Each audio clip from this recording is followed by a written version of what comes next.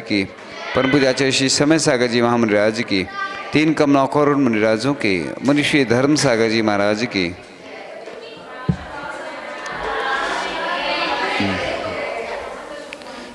आज हम सुनो इधर नेमिनाथ भगवान की चर्चा करते हैं।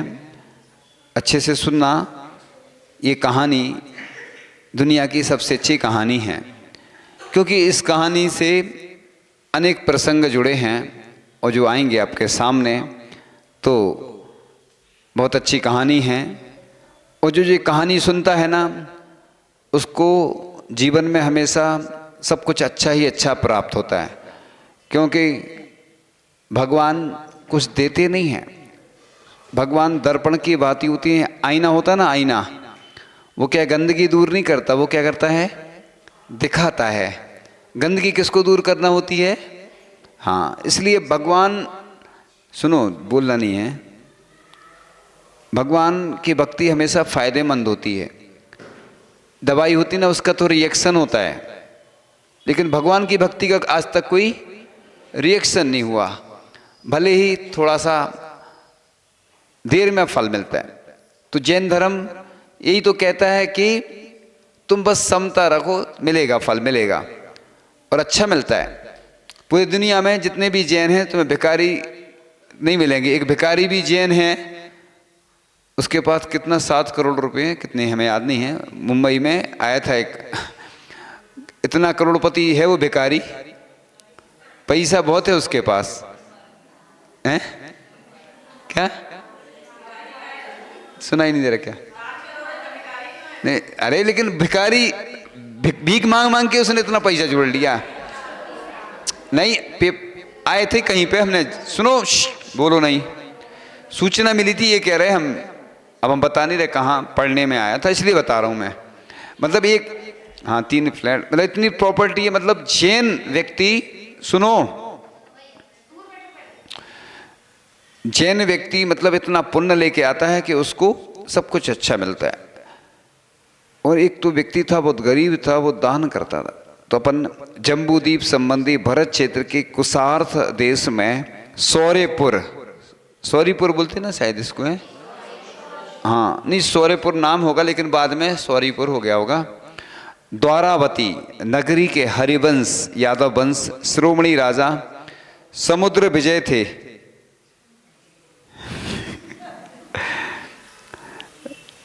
शिव देवी नाम उनकी महारानी थी, और उस महारानी ने श्रावण शुक्ल षष्ठी के दिन, षष्ठी को बोलते हैं छठ के दिन, चित्रा नक्षत्र में अपराजित विमानवासी अहिमेंद्र को तीर्थंकर सुत के रूप में जन्म दिया। अपने पूर्व तीसरे भाव में जब आप सुप्रतिष्ठित मुनिराज थे, तब सुमंदर जिनेन्द्र के पादमूल में सूलय कारण भावना भाकर आपने तीर्थंकर प्रकृति का बंध किया था। इसलिए तो बोलते ना कि अपन को सूलय कारण भावनाएं भाते रहना चाहिए। 12 भावना तो अपन पढ़ते ही हैं, इसके साथ साथ जो अपन भैयावर्ती आदि करते हैं, और भी जो सूलय कारण भावना में आती ना, तो ये सब पुण्य बढ़ाने वाली क्रियाएं हैं। कई लोग आते हैं, महाराज जी पुण्य कैसे बढ़ेगा हमारा? तो पुण्य अपन को खुद बढ़ाना होगा, कोई दूसरा थोड़ी बढ़ाएगा। जितने जे धार्मिक अनुष्ठान है, मांगलिक क्रियाएं, ये सब पुण्य बढ़ाने वाली क्रियाएं। ऐसा नहीं सोचना ये तो सब फालतू है। लोगों को लगता है, जो व्यक्ति धार्मिक क्रियाएं नहीं करता ना, वो ऐसी समझता है कि उसको लगता है ये लोग मंदिर जाते हैं, सब दिखावा करते हैं। पढ़े लिखे लोग हैं, ऊंची पोस्ट पे पहुंच जाते हैं, सर्विस मिल जाती है, या कोई अच्छे पैसे वाले। एक व्यक्ति तो ऐसा था, वो दीपावली मंदिर आता था साल में एक बार। अब बताओ ये जैन है कि क्या है? और कोई कह रहा था, महाराज जी आपको 10 लक्षण में पर्युषण पर्व में नए नए चेहरे दिखेंगे। एक बार हम एक जगह चतुर्मास कर रहे थे, अब नाम स्थान का नहीं लेते हम। अब हमें कुछ चेहरे नए दिखे, आओ आओ, हमने कहा फोटो खिंचवाएं तुम्हारी। हमने कहा यहाँ लगना चाहिए ना, मोस्ट वांटेड लोग हैं ये कम से कम। देखो पूर्वजों की फोटो लगी रहती ना अपने यहाँ, ऐसी थाने वगैरह में लगी रहती है, किसकी? अपराधियों की। तो वो सामाजिक अपराधी होते, धार्मिक अपराधी भी हैं ये, और लोगों को मालूम तो हो सबको इच्छा होती ना हमारी फोटो लगे, नहीं होती क्या? सबको होती इच्छा हमारी फोटो लगे, तो कम से कम लोगों को मालूम तो चले कि ये चर्चित चेहरे हैं ये। तो बस 10 लक्षण में भदैया जैन बोलते हैं, उनको क्या बोलते हैं? भदैया जैन, मतलब वो भादों में दिखते हैं, बरसाती मेंढक होते ना कुछ, ऐसे लोग दिखते हैं। तो अब ठीक है, किसी को 10 दिन ही फुर्सत है तो बस कई लोगों से पूछो, पूजन, हाँ महाराज जी हम 10 लक्षण में करते हैं, वो भी अरे ऐसे बोलते हैं जैसे बहुत बड़ा काम करते हो। कई लोग तो जब बात आती ना तो बिल्कुल ऐसे तारीफ अपनी करते हैं कि मैं बड़ी पूजन करता हूँ, मैं ये करता हूँ, मतलब लोग अपना बायोडाटा खुद देते। अब तो कुछ दिन में है ना कुंडली में भी QR कोड डलेगा मतलब पूरा वीडियो शायद दिखेगा समय, कुंडली में घर भी दिखेगा और उसके जीवित चित्र दिखेंगे। जीवित मतलब वैसे जीवित नहीं, चलते हुए। अब आगे यही आने वाली है, देखना आप सब चीज़ें बिल्कुल। अब पहले तो लोग मालूम करते थे, और लोग कुंडली में है ना उम्र भी कम लिखते हैं, और कुंडली में कई चीज़ें और भी गड़बड़ रहती हैं, और जो है ना जो कितने अंक में लिखते हैं, वो अंकों में लिखते हैं, वो आमदनी बड़ा चढ़ा के लिखते हैं, मतलब जो है भी नहीं वो एक्स्ट्रा चलता है। कई लोग तो मकान देखने जाते हैं और क्या क्या देखते हैं सब पूछते हैं। कई लोग तो हमसे भी पूछने आते हैं, तो हम बोलते हैं भैया हम ज़्यादा नहीं बोलते इस बारे में, हम कहते थे। तो क्या होता है ना, मतलब लोगों को आदत दिखाने की ज़्यादा पड़ गई है, वो संस्कार ऐसे हैं, लोगों को दिखाने में आदत आता है कि लोग देख रहे हैं ना तो उसको अच्छा लगता है, संतुष्टि मिलती है। ऐसे ही अब 16 कारण की बात होगी। भगवान नमीनाथ की तीर्थ परंपरा के बाद 5 लाख वर्ष बीत जाने पर नेमिनाथ भगवान का जन्म हुआ था, और उनकी आयु भी इसी अंतराल में शामिल थी, और उनकी आयु 1000 वर्ष की थी। कितनी थी? हाँ, तो बस शरीर की ऊंचाई 10 धनुष एवं मयूर कंठ के समान गहरे नीले रंग की उनके शरीर की कांति थी। कैसे बोलते हैं? कौन सा कलर आता वो? भगवान का कौन सा था? नेमिनाथ का कौन सा था? नहीं, वो श्याम नहीं, सांवलिया, मतलब सांवले बोलते ना जो, श्यामबर नहीं, काले कलर में आता है। 2 गोरे 2 हरियल 2 लाल 16 कंचन वर्ण हैं, तिने नमून 16 तो स्वर्ण वाले। तो भगवान नेमिनाथ तो ये मयूर कंठ के समान है ना, तो बस गहरे नीले रंग की उनके शरीर की कांति। उनके विवाह की तैयारियां हुई। सुनो, बहुत अच्छी तैयारियां चल रही हैं, देखो कल बारात निकलेगी। ये थोड़ी बोला यहाँ निकलेगी, हमने ये बोला? अरे यार तुम, बारात निकलेगी, कहाँ निकलेगी आपको पता लगा लेना, कहीं ना कहीं तो निकलेगी। दिल्ली में निकलती है, दिल्ली में निकलेगी और क्या, हमें नहीं मालूम कहाँ कहाँ निकलना, दिल्ली में तो निकलती है, निकलेगी मतलब। चलो सुनो, अभी बारात की बात आई तो लोग तो ऐसे तैयार हो गए कि मिठाई खाने को तैयारी हो गए बिल्कुल। लोग तो मतलब ऐसी चीज़ों के नाम ले लो ना तो लोगों के मुंह में पानी आ जाता है। हाँ, नए नए कपड़े। तो बस बारात जाते समय बाड़े में घिरे आकुल व्याकुल पशुओं की दीन दशा देखकर इन्हें संसार से वैराग हो गया। इससे वे राजी मती यानी राजुल के साथ विवाह ना करके विरक्त हो गए और बारात लौट गई। तदनंतर श्रावण शुक्ला षष्ठी के दिन देवकुरु नामक शिविका में आरोहण होकर ऊर्जंत गिरी यानी गिरनार के सहस्राम वन में बेला का नियम लेकर सायकाल कुमार काल के 300 वर्ष बीत जाने पर नेमिनाथ स्वामी 1000 राजाओं के साथ दीक्षित हुए। वो आता ना भजन आता, नेमी चढ़ गए गिरनार, है ना, तो प्रसिद्ध हो जाती है ऐसी कथा। ऐसे कम मिलते हैं प्रसंग के, मतलब सब कुछ होने के बावजूद भी मतलब वो दिख गया ऐसा दृश्य। ऐसे कई प्रदर्शनी वगैरह में हमने देखे हैं ऐसे वाले, ये बनाई थी ना किसी ने कि वो ऐसे पशु बंधे हैं इस टाइप से, पहले बहुत पहले देखी थी। तो ये प्रसंग बहुत कम मिलते हैं कि एकदम से वैराग हो जाए। आचार्य जी बोलते थे, जैसे कई बार आहार होते हैं ना किसी के यहाँ, तो बोले भजन गाते लोग, तो कहने लगे ऐसे नहीं गाना चाहिए 12 भावना वाले, राजा राणा छत्रपति हाथिन के असवार, मरना सबको एक दिन अपनी, खुशी के गीत गाए जाते। आहार होते हैं ना तो प्रसन्नता वाले गाए जाते हैं। अब कोई की शादी हो रही, तुम बैराग भावना सुना दो, बैराग हो गया तो ऐसी हो जाए स्थिति नेमिनाथ भगवान जैसी। तो ऐसे मतलब खुशी जब आहार होते हैं ना, तो ऐसे कोई मरण सूचक शब्द नहीं आना चाहिए उसमें, क्योंकि आहार के बाद प्रसन्नता होती है ना, प्रसन्नता वाले भजन गाए जाते।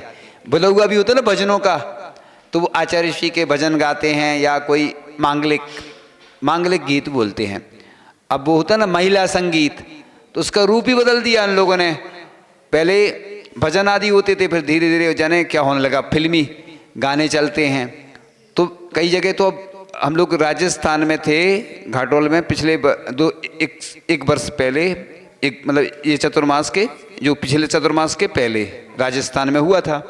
वहाँ 72 गाँव में से 36 गाँव में रात्रि भोजन, प्री वेडिंग और दिन में शादी मतलब होगी, इस प्रकार से संकल्प लिए थे लोगों ने, गांव ने। मतलब वर्ल्ड रिकॉर्ड बन गया था कि 36 गांव में एक साथ बंद हो गया था। उधर क्या है 72 गांव चलते हैं, तो 36 गांव में एक साथ, मतलब उधर हमें भी पहले क्लियर मालूम नहीं था, मतलब कि ये हो रहा है, मतलब जानकारी तो लगती है ऐसे ऐसे हो रहा। फिर एकदम से फिर एक बड़ा कार्यक्रम हुआ, वो बच्चों का मूल गुण संस्कार भी हुआ था सुबह, और दोपहर में फिर सब गांव वालों को बुलाया था, सम्मान किया गया। तो मतलब बता रहे कि ये परंपराएं ऐसी चलती हैं, महिला संगीत की, उसमें पुरुष भी जाते हैं। अगर भजन के कार्यक्रम हो तो पुरुष भी जाएं, महिलाएं जाएं, कोई दिक्कत थोड़ी है। ऐसा शास्त्रों में लिखा है कहीं के महिलाएं, लेकिन नाम उसका दे देते महिला संगीत। तो इस प्रकार से जो प्री वेडिंग होती है ना, और क्या होता है उसको क्या बोलते हैं, मैरिज नहीं, वो प्री वेडिंग ही तो बोलते हैं ना। प्री वेडिंग और महिला संगीत में कुछ ऐसी जो क्रियाएं की जाती हैं वो ठीक नहीं है ना। तो अपन भजनों का बोलो हो और अन्य गीत भी हों तो मना नहीं है, लेकिन उसमें कुछ ऐसी चीज़ें होने लगती हैं ना कि वो ठीक नहीं रहती। तो जो पश्चिमी सभ्यता की संस्कृति है वो हमारे अंदर प्रवेश करती जा रही है, क्योंकि हमें अच्छी लगती, दूसरे की चीज़ अच्छी लगती ना। हमेशा क्या होता ना, अपन जो फिल्मों में देखते ना, सीरियल में देखते, वही करते जाते, वो स्टाइल में मोबाइल से बात करते, और वो जो करते जाते ना वो अपन को अच्छा लगता है। तो देखो कोई चीज़ बुरी नहीं होती है, बुरा तो बना देते हैं लोग, उसको विकृत कर देते हैं, इसलिए अपन को इसमें सुधार करना चाहिए। जब राजस्थान के 36 गांव में एक साथ प्रतिबंध लग सकता है तो अपने यहाँ नहीं लग सकता क्या? आप रात में जो क्रियाएं हैं वो करो, मना नहीं है, लेकिन जो पूजन आदि होती है, जो अंगलिक क्रियाएं हैं वो दिन में करो। इसलिए तो आज बहुत तलाक हो रही हैं, बहुत ज़्यादा विवाह होते हैं ना, उसके बाद मुहूर्त से करते नहीं है ना, क्योंकि शिलान्यास कब होते हैं? रात में होते, मुहूर्त से होते। चाहे हिंदू धर्म हो चाहे भारतीय संस्कृति हो, उसमें जो भी काम होते मुहूर्त कब होते हैं। अपन जब भी बोलते हैं ये नहीं बोलते कि कितने दिन रात हो गए, क्या बोलते कितने दिन हो गए। तो दिन का महत्व है। सूर्योदय से सूर्यास्त के बीच में भोजन हो और जो फेरे हों वो मुहूर्त के अनुसार होंगे ना, और सही मिलान होगा सब चीज़ों का, तो जीवन अच्छा बनेगा। सुनो, इसलिए गड़बड़ियाँ होती हैं कि जैसे अन्य क्रियाएं जो हैं जैसे वरमाला वगैरह, उसमें दिक्कत नहीं है ज़्यादा, लेकिन कम से कम जो मुख्य क्रियाएं जो होती ना वो मुहूर्त से होंगी ना। इसलिए आपने देखा शिलान्यास होते, जो भी क्रियाएं दिन में होती, रात में नहीं होती। प्राण प्रतिष्ठा होती है ना जो भगवान की होती है, सब क्रियाएं दिन में। बाकी आपने देखा ना पंचकल्याण में रात में होती कि नहीं क्रियाएं? होती, अरे होती नहीं है क्या क्रियाएं? वो होती ना जो, तो वो उसको थोड़ी मना है। अभी भी अपन 10 लक्षण आते हैं, पूरे भारत के लोग लक्षण मनाएंगे। सुनो, 10 लक्षण मनाएंगे ना, तो जो दिन में होंगी क्रियाएं वो पूजन आदि, रात में आप लोग जो करते हैं ना नाटिका वगैरह दिखाते हैं, तो उनको मना नहीं रहता। हर काम करो, क्रियाएं करो, लेकिन ऐसी क्रियाएं करो कि जिससे लोग शिक्षा लें। तो इसी प्रकार से ये जो अपनी संस्कृति विकृत होती जा रही है उसको अपन को सुधारना होगा, तभी अपना जैन धर्म सुरक्षित रह सकता है। इसलिए अब जो रात्रि में भोजन देते हैं, वो जो देता है ना उसको पूरा दोष लगता है। मान लो 1000 लोग आए, इतने तो आते होंगे, कोई क्या कम जाते ज़्यादा हो सकते, तो उतने लोग भोजन करेंगे, सबका दोष अपने। दिन में करवाओ, क्या दिक्कत है, लोग आते भी हैं। अब तो ये अन्य धर्म वाले भी दिन में विवाह करने लगे। कई बार आई ऐसी खबरें कि अन्य लोग अपनी मतलब वो कहते हैं बहुत अच्छा रहता है, फ़ायदा रहता है कई, और अपन लोग बढ़िया रात में। तो रात में और क्रियाएं करने को मना नहीं है, लेकिन कम से कम दिन में ये चीज़ें कर लो। अब लोगों के पास टाइम नहीं है। पहले 3 दिन में शादी होती, उसके पहले और ज़्यादा होती होगी। अब एक दिन में, अब देखना तुम कुछ दिन बाद तो घंटों में होना है शादी, क्योंकि लोगों के पास टाइम रहता नहीं है। क्रियाएं भी शॉर्ट में कर देंगे। आपने देखा ना, पूजन होती ना 3 तरह की होती, छोटी बड़ी मजूल। विधान भी छोटे हो आ गए हैं अब तो, शांति विधान छोटा आ गया है, सिद्ध चक्र भी छोटा, सब। तो कई लोग बोलते ना कि हाँ, तो 8 16 32 सुनो 8 16 32 64 ऐसे आगे चलते ना। तो कोई कहता है कि नहीं, वो जैसे लिखा है वैसे ही करना चाहिए अर्घ सिद्ध चक्र विधान के। और कई लोग बोलते हैं कि नहीं नहीं, अब कई बार तिथि भी घट बढ़ जाती ना, या कुछ रहता है तो वो कर लेते हैं। पहले शुरू में तो वो होता ना, सिद्ध चक्र विधान में क्या होता है शुरू में, घट यात्रा, ध्वजारोहण और पात्र चयन आदि, और जो और भी क्रिया होती है ना, जो ये उसको क्या बोलते हैं, सकलीकरण वगैरह, वो कर लेते हैं। फिर उसके बाद समापन जब होता है तो वो अपने हिसाब से क्या होता है ना, जो हवन होता है ना उसका भी अग्निवास एक मुहूर्त होता है, वो देखना पड़ता है। तो अपन आगे चर्चा कर लेते हैं। तो इस प्रकार से अपन को प्रतिबंध तो लगाना चाहिए, नहीं तो लोग क्या है, करते जाते और अच्छा मानते हैं लोग कि कोई कुछ कह थोड़ी रहा है। ये सब क्या होता है ना, ये संस्कृति भी बिगड़ती है और अपना पुण्य भी कमज़ोर होता चला जाता है। इसलिए अगर नहीं बोलेंगे, नहीं प्रयास करेंगे, तो बस लोग वही अपनाते जाते हैं। लोग क्या है, जो खराब चीज़ें हैं वो जल्दी ग्रहण कर लेते हैं, अच्छी चीज़ें कम करेंगे। लोग देखते हैं ना, देखो उनने तो किया था ऐसा। कई समाजों में इस पे रोक भी लग गई, लेकिन कुछ बड़े लोग रहते हैं ना, वो फिर से करने लगते। हमें जो लोगों ने बताया ना कि महाराज जी बड़े लोग करते, उनसे कोई कहता नहीं है। तो ऐसे कई नगरों में बंद हो गए थे, प्रतिबंध लग गया था और फिर से शुरू हो गया। तो अपन को प्रयास करना चाहिए कि हम, कई लोग चक्रवर्ती विवाह करते हैं और भी, तो अच्छी अच्छी क्रियाएं करने में अपना पुण्य भी बढ़ता है और अच्छा रहता है। और आप मुहूर्त से करके देखना, बहुत अच्छा जीवन चलता है। क्योंकि मुहूर्त से हर काम करोगे ना, तो उससे क्या होता है कि वो चीज़ें भी अपना काल है वो सहयोगी बनती हैं। और नहीं करते हैं ना मुहूर्त से, तो परेशानियां जीवन भर आती हैं। जीवन में हमने बहुत देखा है कि उनका भी असर होता है। अगर नहीं होता तो फिर ये है काहे को बताओ। शास्त्रों में भी लिखा है, दीक्षा लेने का लिखा है, शुभ तिथि, शुभ वार, शुभ नक्षत्र सब लिखा है शास्त्रों में। ऐसा नहीं सोचो कि नहीं लिखा है। जब दीक्षा लेने का लिखा है तो फिर आपकी जो दीक्षा होती है ना गृहस्थ वाली, वो भी ऐसे करना चाहिए।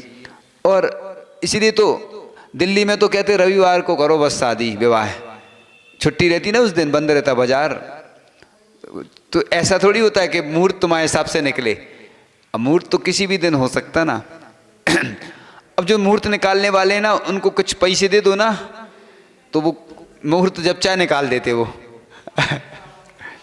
नहीं, हम किसी का कमेंट्स नहीं कर रहे ना, बोल रहे हैं, मतलब ऐसा होता है, ऐसा लोग बता रहे थे। हम नहीं कह रहे किसी की हम बुराई नहीं करते, ऐसा हमें लोग बताते हैं, ऐसा हो जाता है। लेकिन ऐसा बिल्कुल नहीं करना चाहिए। जो विशेषज्ञ हैं, चाहे वो वास्तु वाले हों, चाहे वो किसी विद्या के हों, चाहे डॉक्टर हों, जिस चाहे को जब चाहे ना हाथ दिखाना चाहिए ना दवाई लेना चाहिए किसी भी व्यक्ति से। क्योंकि क्या होता है ना, गलत व्यक्ति से अगर अपने औषधि ले ली, सलाह ले ली ना, तो वो बिगड़ जाएगा और जीवन आपका खराब हो जाएगा। चलो कहानी कर लें पूरी आज तो। हाँ, बीच में सुनाना भी जरूरी है ना, इसलिए। पारणा के दिन इधर चल रही थी ना, 300 वर्ष व्यतीत बीत जाने पर नेमिनाथ स्वामी 1000 राजाओं के साथ दीक्षित हो गए। राजीमती भी विरक्त होकर दीक्षित हो गई। ये अच्छा है, ये सही रहा। वो भी वैराग हो गया, इनको भी वैराग हो गया। ऐसा ही होना चाहिए ना, ऐसे कम उदाहरण मिलते हैं। तो बस अब पारणा के दिन द्वारावती नगरी में स्वर्ण के समान कांति वाले राजा वरदत्त ने उन्हें क्षीरान्न का आहार दान देकर पंचाश्चर्य प्राप्त किए। तपस्या करते हुए छदमस्त अवस्था के 56 दिन बीत जाने पर वे मुनिराज रैवतक पर्वत पर बेला का नियम लेकर महावेणु यानी बड़े बांस के वृक्ष के नीचे ध्यान में लीन हो गए। वहां आश्विन शुक्ला प्रतिपदा के दिन प्रातः काल के समय घातिया कर्मों के क्षय से इन्हें केवल ज्ञान प्राप्त हो गया।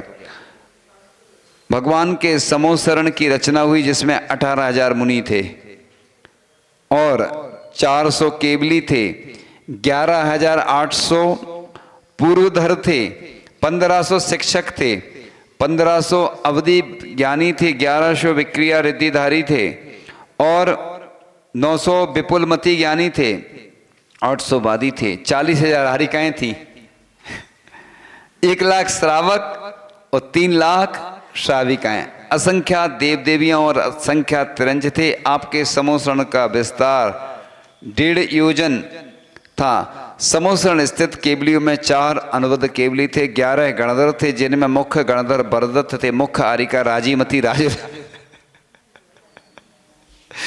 राजुल बन गई मुख्य।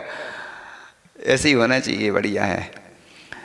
मुख्य श्रोता उग्रसेन थे। भव्य जीवों को 699 वर्ष 10 माह 4 दिन तक धर्मोपदेश देते हुए भगवान ने 699 वर्ष 9 माह 4 दिन विहार किया।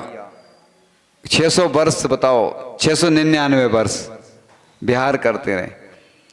तत्पश्चात 533 मुनियों के साथ 1 माह का योग निरोध कर पर्यंक आसन से स्थित उसी ऊर्जयंत गिरी गिरनाथ पर्वत से आषाढ़ शुक्ल सप्तमी के दिन रात्रि के आरंभ काल में अघातिया कर्मों का क्षय कर मोक्ष प्राप्त किया। इंद्र ने गिरनार पर्वत पर वज्र से उकेरकर पवित्र सिद्धशिला का निर्माण किया और उस पर जिनेन्द्र भगवान के लक्षण अंकित किए। आपके द्वारा मुक्ति प्राप्त स्थल गिरनार जी से मुक्ति प्राप्त मुनियों की संख्या 72 करोड़ 700 है। ऐसे नेमिनाथ भगवान की मोक्ष प्राप्त कर लिया भगवान ने अब, है ना। ऐसे नेमिनाथ भगवान जिनके कल्याणक जन्मों तप कल्याणक आप लोग मनाते आ रहे हैं, लेकिन जब तक कि अपन को मालूम नहीं हो कि भगवान के तेरे 5 हुए कल्याण प्रभु, एक बार मेरा कल्याण कर दो। भजन में तो गाते रहते हैं, लेकिन ऐसी जब तक भावना अंदर से नहीं आएगी, इसलिए बोलते जीवन के किसी भी पल में बैराग उपज सकता है ना। तो जब हम देखते हैं पंचकर्णक में, बहुत सारे पंचकर्णक 20-25 तक तो हो गए और ज़्यादा भी हो गए हों, तो पंचकर्णक में हम मंच पे बैठे रहते हैं, महिलाओं की आंखों में आंसू आते हैं जब वो उड़ चला पंछी रे हरी भरी डाल से, रोको रे रोको कोई मुनि को बिहार से। तो वो उधर वो मंच पे रोते हैं, उधर हम सामने देखते महिलाओं की आंखों में आंसू। तो ये क्षणिक कहलाता। शमशान बैराग होता ना, जो शमशान बैराग मतलब शमशान में छोड़ने किसी को जाते ना अपन, तो बस अरे बताओ देखो वो चला गया, अपन भी अगर हम भी चले जाएं तो आंसू क्या बहाना है, चलो चिड़िया हुआ पूरा यहाँ का अवदाना है। कोई चला जाता ना तो अपन बस यही सोचते हैं कि देखो वो चला गया, अब हमारा भी भरोसा नहीं जीवन का। बैराग शमशान बैराग बोलते हैं उसको, क्षणिक बैराग होता है। तो महिलाएं रोती हैं बस, फिर बाद में घर आती हैं, तो फिर वही घोड़ा वही मैदान, कुछ नहीं होता है। तो वैराग्य मतलब वही कहलाता है कि संसार शरीर भोगों से वैराग होना, तो बस भावुक हो जाती जल्दी। तो इसलिए ऐसे भगवान को मोक्ष की प्राप्ति हुई और भगवान ने तो मोक्ष प्राप्त किया, अपन को भी मोक्ष प्राप्त करना है। तो इस प्रकार से एक छोटा सा संस्मरण सुना के, तो बचपन के दिनों में विद्याधर के अंदर रत्नात्रय के भावों का उत्पन्न होना पूर्व के जनों के संस्कारों का सहयोगी कहा जा सकता है। उन्होंने अपने छोटे भाई बहनों को खेल खेल में रत्नात्रय का सबक सिखाया। इस संस्कार इतने परिपक्व हुए कि वे विद्याधर से विद्यासागर बने। अपने दोनों छोटों भाई, तीनों भाइयों को लिखना जी, अच्छा छोटे भाई दो तो हैं, फिर एक बड़े भाई को रत्नात्रय की दीक्षा प्रदान कर बचपन का स्वप्न साकार किया। दोनों बहनों को ब्रह्मचर्य की दीक्षा प्रदान कर ब्राह्मी सुंदरी की परिपाटी को आगे बढ़ाया। इसी रत्नात्रय के प्रभाव भाव का विकास क्रमशः होता चला गया। माता पिता ने भी रत्नात्रय को धारण कर रत्न की महत्वता को प्रकट किया। यह रत्नात्रय का भाव इतना विकसित हुआ, आप बाल ब्रह्मचारी साधक मुनि होने के नाते आपने अपने संग में बाल ब्रह्मचारियों को स्थान प्रदान कर उस, ऐसा नहीं बाल ब्रह्मचारियों को पहले दी आचार्य ने दीक्षा, लेकिन बाद में गृहस्थों को भी दी। ये पुराना है, चूंकि सुधार करके पढ़ते हैं अपन, इसलिए उस पवित्र शुद्ध विशुद्ध रत्नात्रय के महत्व को बढ़ाकर बीतराग भाव को परिपक्व किया। एक ऐसे रत्नात्रयधारी साधक आप श्री के कर कमलों से दीक्षा लेने का भाव एक गृहस्थ के मन में भी आता है। मैं जब भी दीक्षा ग्रहण करूं तब भी ऐसे ही सांचे गुरु से भले ही दीक्षा ना मिले, लेकिन उनकी आज्ञा आदेश का एक संकेत भी जीवन में दीक्षा के भाव से परिपूरित ही होगा। कितने गृहस्थों ने गृह त्याग कर आपके श्री चरणों में दीक्षा न मिलने पर समाधि के समय दीक्षा स्वीकार कर समाधि मरण धारण किया। जिन गृहस्थों को कुछ नहीं मिला तो उन्होंने आपसे देश संयम धारण किया, और जिन्हें और कुछ नहीं मिला तो उन्होंने अष्टमूल गुण अणुव्रतों को धारण किया। तो ऐसे आचार्य महाराज की जिनकी कृपा से हम सबको भी दीक्षा का सौभाग्य प्राप्त हुआ था। और एक दिन पूर्व केस लॉन्च 12 बजे से शुरू हो गए थे और शाम को प्रत्याख्यान कर देते हैं। एक दिन पूर्व अंजलि में आहार लेते हैं शाम को ब्रह्मचारी अवस्था में, क्योंकि प्रैक्टिस कराई जाती ना। और आहार लेने जब गए सुबह तो बिल्कुल अलग से ही दृश्य दिख रहा था। धीरे धीरे अंजलि बनाना, मुझे याद आ गया एक संस्मरण कि मुनि श्री शांति सागर जी, समाधिस्थ मुनि श्री शांति सागर जी महाराज को आहार कराने के लिए मुनि श्री प्रमाण सागर जी महाराज गए दीक्षा के बाद। ये उनका अलग प्रसंग है, ये हमारा अलग था, नहीं तो हम नहीं थे उस समय, संस्मरण की बात है तो याद आ गया। तो उन्होंने कहा, आचार्य जी पूछते हैं ना जैसे कैसा क्या रहा, तो मुनि श्री प्रमाण सागर जी महाराज ने कहा कि ये शांति सागर जी महाराज तो ऐसे आहार कर रहे थे जैसे बरसों के दीक्षित हों, लग ही नहीं रहा था कि जी आज के दीक्षित हैं, ये तो बहुत अच्छे से। तो ऐसे महाराज जी लोग आहार कराने जाते। हम भी जब रामटेक में थे ना तो गए थे देखने सभी महाराजों के आहार क्या हुआ।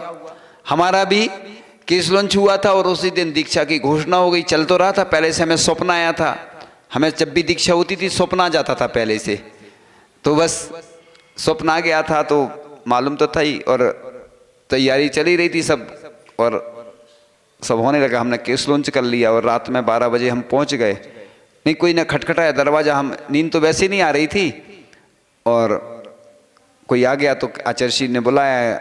आचार्य जी बैठे थे, केस लॉन्च शुरू हो रहे थे शायद। आचार्य जी ने इशारा किया ऐसे ऐसे बनाना है। आचार्य जी इशारे में बोलते चौवन्नी बनाना है इधर। चौवन्नी का मतलब होता है जगह बना दो इधर, ये चौराहा कहलाता है, इधर से कहीं भी चले जाओ अपन चारों साइड। तो केस लॉन्च ऐसे शुरू करते ऐसे जाते हैं, तो हमने थोड़े से किए और फिर आ गए हम वापस, फिर चले गए थोड़े बीच बीच में। तो वो दीक्षा पहली बार हमने देखी थी, अपनी दीक्षा तो देख ही नहीं पाए थे हम क्योंकि अपनी दीक्षा पहली बार हुई और कभी इसके पहले कभी दीक्षा ही नहीं देखी थी। लेकिन रामटेक में जब दीक्षा हुई तो अच्छे से देखी हमने, क्योंकि एक एक क्रिया देखो ना तो अच्छा लगता है। दूसरे की दीक्षा देखने में अच्छा लगता है, अपनी दीक्षा जब होती तो देख ही नहीं पाते, क्योंकि अपन थोड़ी देखते ना, दूसरे लोग देखते ना, अपन तो लेते हैं दीक्षा। तो लोग कह रहे थे महाराज जी बैराग कैसे हुआ, वो सुनाएंगे बाद में अगले पार्ट में, क्योंकि समय हो गया है। अभी भैया जी आएंगे, वो बताएंगे आप लोगों को कुछ और जानकारी, ठीक है ना। तो अभी प्रश्न पूछ लेते हैं अपन, ठीक है। मेरे सवालों का जवाब दो तो ना आता है। पहला प्रश्न आपके सामने है। अच्छा राजे, सबने बोल दिया तो हमें बोलना नहीं पड़ा ज़्यादा। ऐसे ही एक व्यक्ति बोल रहा था महाराज बच्चों को जोड़ो आप तो खूब सारी भीड़ लग जाएगी। तो हमने कहा बस बच्चों की दोस्ती जी का जंजाल, छूट गई दोस्ती हो गए कंगाल। हमने कहा बच्चों को जोड़ेंगे तो बड़े चले जाएंगे। सुनो सुनो, बच्चों को अगर वो करेंगे तो बड़े चले जाएंगे, अब दोनों में से कोई ना कोई तो एक रहेगा। पहला प्रश्न सुनो।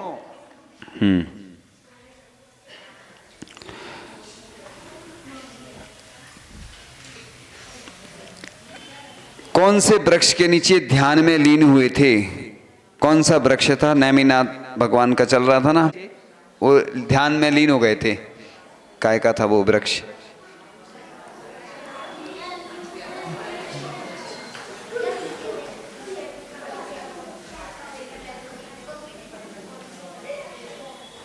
प्रयास किया आगे और करना अच्छे से। सबसे पीछे वो, सबसे, हाँ, बांस का। उसका नाम और कुछ था क्या? चलो ठीक है, उत्तर तो सही है लगभग। 1002। हाँ बैठ जाओ, बहुत अच्छा। 1018। 1000। हाँ वो पीछे सबसे दे दो। नेमिनाथ भगवान के समोशरण में 18,000 मुनिराज थे। हाँ 18,000 मुनि थे। उत्तर प्रश्न आता है आपके सामने, कितनी आरिकाएं थी? हाँ 1000। हाँ बैठ जाओ। 1000। बहुत अच्छा, उत्तर बिल्कुल सही है। चलो कितने?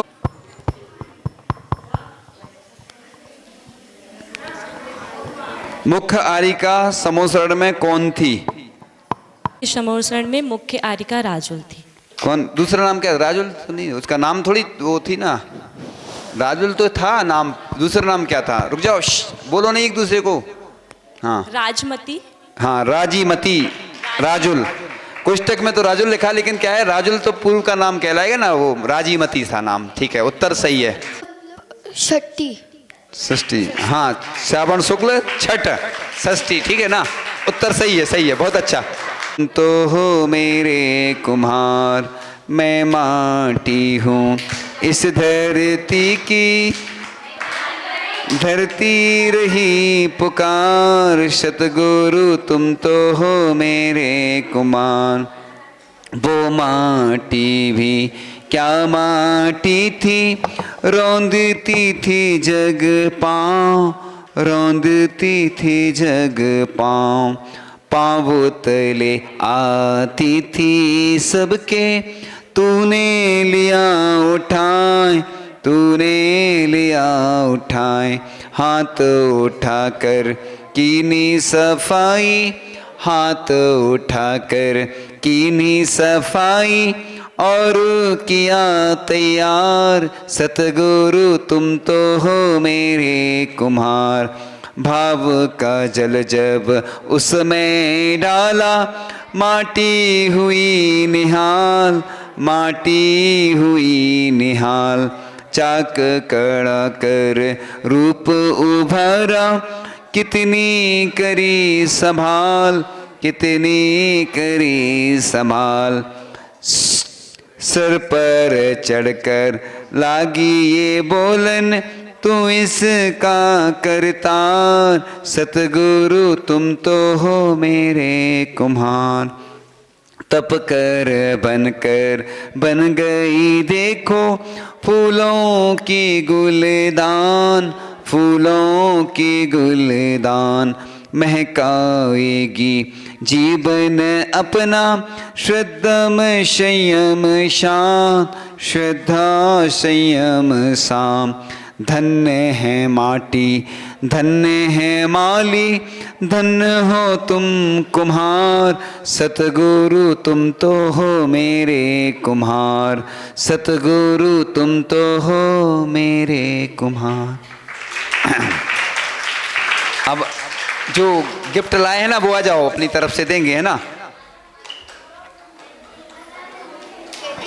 बहुत अच्छा, चलो ऐसे, हाँ अच्छे से चलो, अच्छे से लो, ऊपर ऊपर दो ना ऐसे, अरे हाथ लगा के दो ना अच्छे से, सम्मान ऐसे अच्छे से, चलो चलो आ जाओ। अरे क्या कर, मिनी को बुला, मिनी को, मिनी 2 मिनट, भैया जी नहीं आ रहे।